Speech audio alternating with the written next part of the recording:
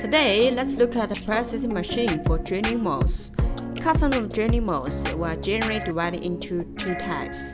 One is casted ladder mode drilling. One is metal drilling. Casted ladder mode is generally longer. Our custom are generally 1.5 meter, 2 meter, or even 3 meters.